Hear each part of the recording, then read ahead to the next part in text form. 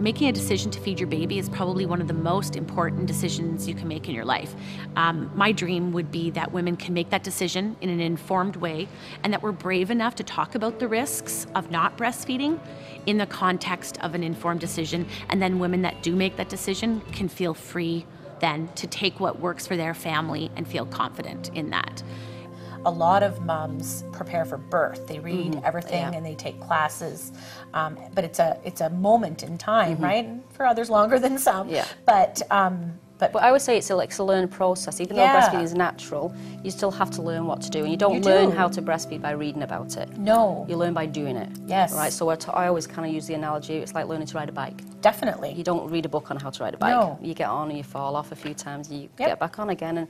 And so it's keeping that momentum going, to not give up, to keep going. It's normal to kind of stumble a little bit. Definitely. And as long as the baby's being fed with breast milk, it doesn't matter how that is. You know, that's the most important message that we try and give to mums in the hospital before they go home. It's the mother-to-mother support, it's the support from friends and families, it's knowledgeable healthcare providers, it's laws and policies that protect her for nursing her baby in public. Definitely. It's governmental policies like maternity leave. You've got great maternity leave in Canada where mothers don't have to choose between making money and actually caring for their baby in a good way. Right. And so it's at many different levels. You're going to just know the secrets of how to make things work with your baby that nobody else will know. And it's one of the things I love about mothering is that I feel I really know my kids. I just understand them in a deeper way than I understand anyone else, my friend, my partner, anybody, because I've been with them since the very beginning, I've seen it all unfold. Sometimes we hear so much, we believe that we should not challenge. If it's medical advice, not challenge it in any way. And I'm not suggesting that you should challenge what everyone says, but if your intuition really feels this isn't right, finding a voice to get more information so you can make the informed choice for you, the best decision for you, is going to be really, really key.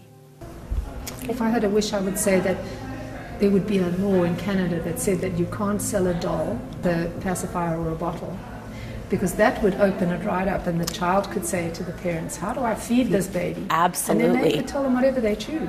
That's right. Because the message of the imprinting is very powerful when every toy you buy comes with a pacifier or a bottle. There's so many different languages that are spoken from the breastfeeding buddies.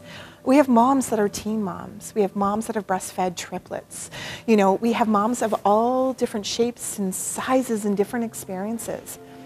And they're all welcome, right? And we all have this common thread that binds us. The pairs are very wonderful women, and they're ready, to make people feel welcomed at every time. So I think one of the things that a mother needs to hear and needs to experience is that she's the expert about her baby.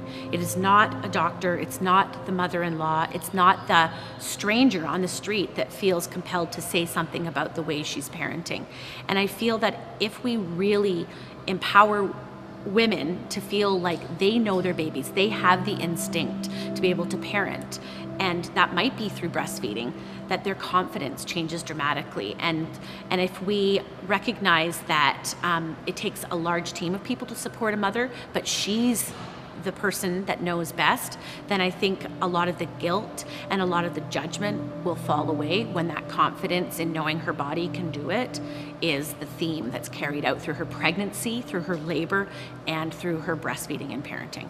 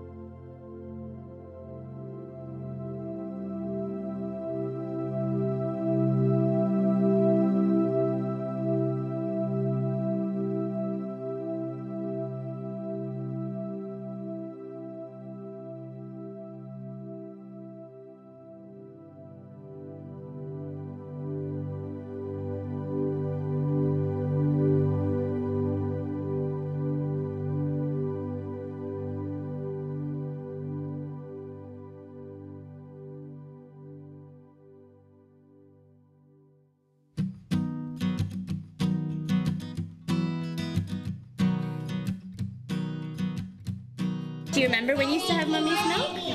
Yeah? When you were a little tiny baby? Yeah. Mama Paula makes really good milk. Leche. Leche. What's milk you like? What does it taste like? You can sit on there. Is it purple? No. Sit on the number one. Is it green? No. It's not green. What color is it? It's pink. It's not pink. It's not pink either? What color is it? White. It's white. Okay. None. What does milk taste like? What does mama milk taste like? Is it yummy? Not eating. You what?